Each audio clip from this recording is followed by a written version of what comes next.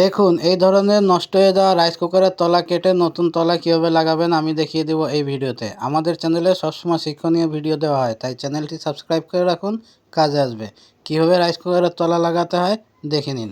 প্রিয় দর্শক, দেখতে পাচ্ছেন আমার কাছে একটি রাইস কুকার আসছে রিপেয়ারের জন্য। এটি হচ্ছে শরীফ কোম্পানির রাইস কুকার। কাস্টমারের কমপ্লেন হচ্ছে ভাত হওয়ার আগে সুইচ বারবার উঠে যায়। তো কী কারণে ওঠে এটা আমি আজকে আপনাদের দেখাবো। এই রাইস কুকারে দেখেন উপরে যে খুঁটোগুলো থাকে সেই খুঁটোগুলো নাই, মানে পায়া নাই। এই ধরনের রাইস কুকার যদি আপনাদের কাছে আসে, আপনারা যারা নতুন টেকনিশিয়ান ভাই আছেন কীভাবে রিপেয়ার করবেন আমি দেখিয়ে দিচ্ছি এই ভিডিওতে। সর্বপ্রথমে আমি এই তলাটির যে ব্যাক সাইড আছে এটি খুলে নিচ্ছি।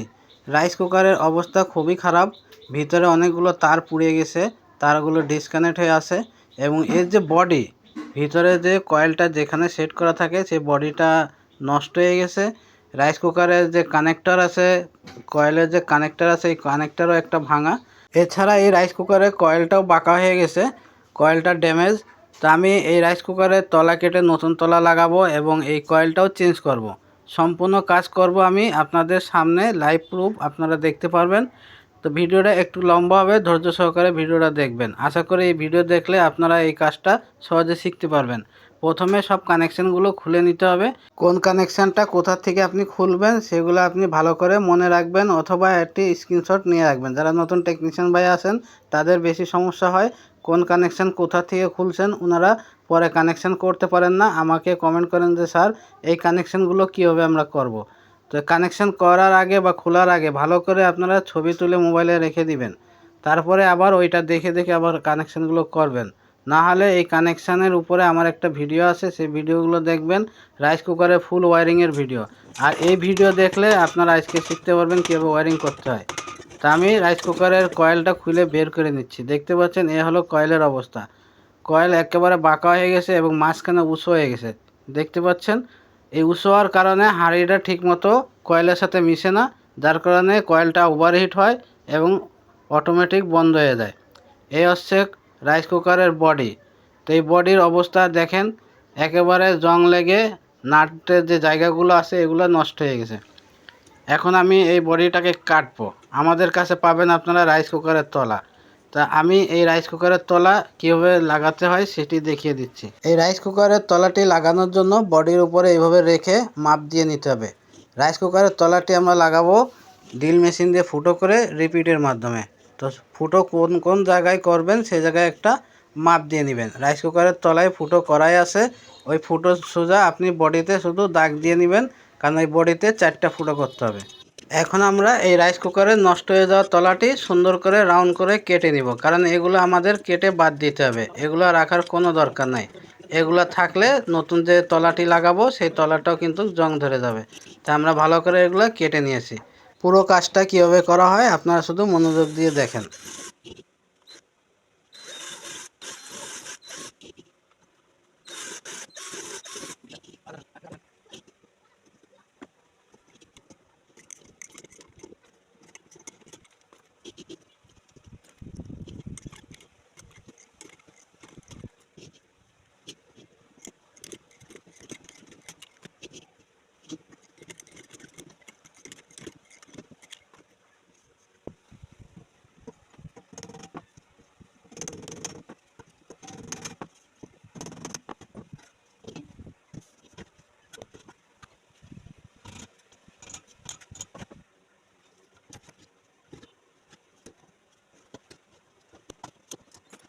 রাইস কুকারের তলাটি লাগানো হয়ে গেছে।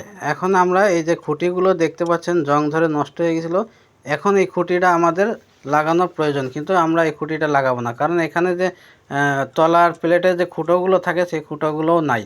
এখন আমরা এই খুঁটি বাদে রাইস কুকারের কয়েলটা সেট করব, পুরো ওয়ারিং করব এবং ব্যাক কভারটি লাগাবো। কিভাবে লাগাই সেগুলো দেখেন, কারণ এই খুঁটিগুলো জং ধরে নষ্ট হয়ে গেছে, খুঁটিগুলোরও আর কোনো প্রয়োজন নাই। আমরা যে তলাটি লাগিয়েছি এই তলাটা এতটাই মজবুত যে এটার খুঁটির কোনো প্রয়োজন হবে না।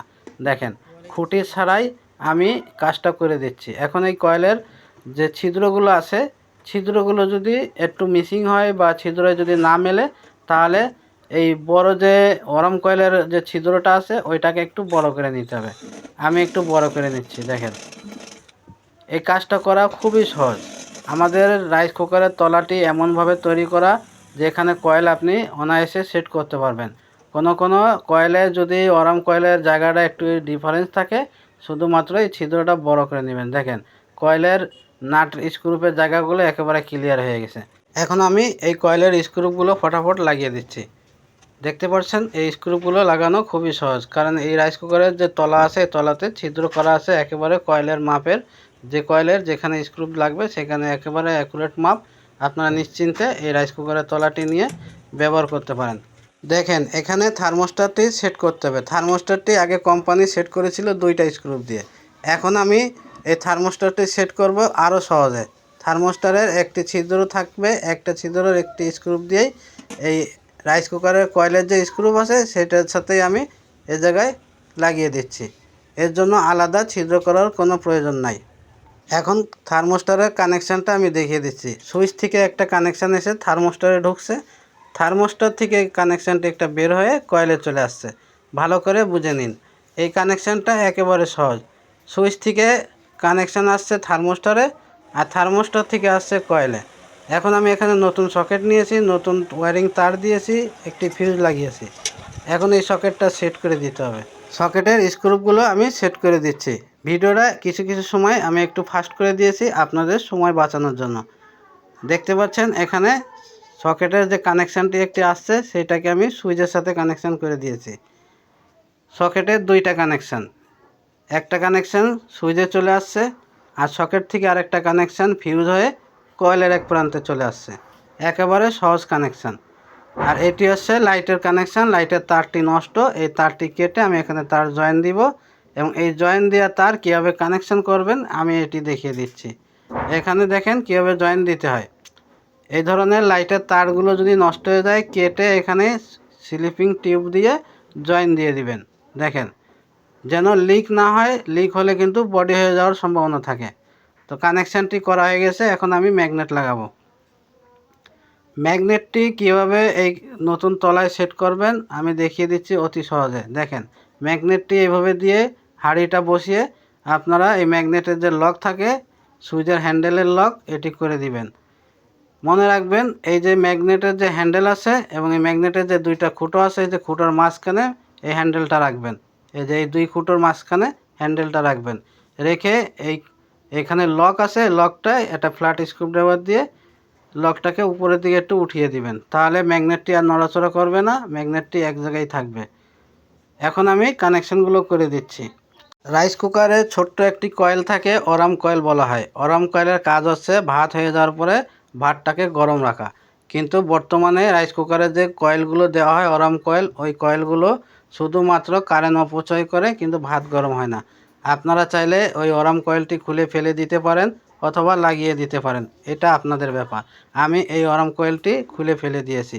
এখানে সুন্দর করে আমি ওয়্যারিং করে দিয়েছি। এই জায়গাটা দেখেন কত সুন্দর ফাঁকা দেখা যাচ্ছে, ফকফকা দেখা যাচ্ছে, একেবারে পরিষ্কার। আগে যে তলাটি ছিল আর এখনকার তলায় অনেক ডিফারেন্স।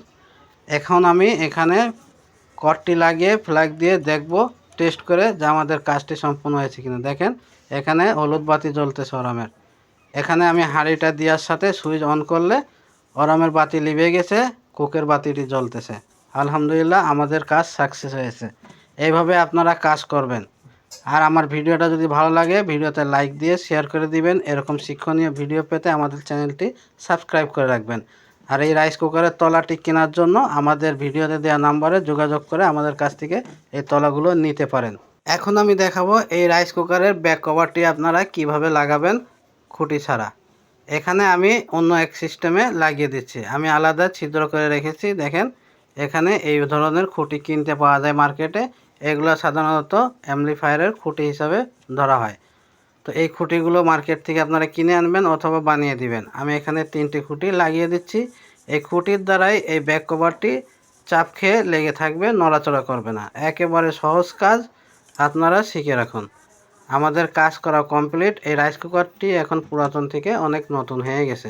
ভিডিওটা ভালো লাগলে লাইক দিয়ে শেয়ার করে দিবেন। আল্লাহ হাফেজ।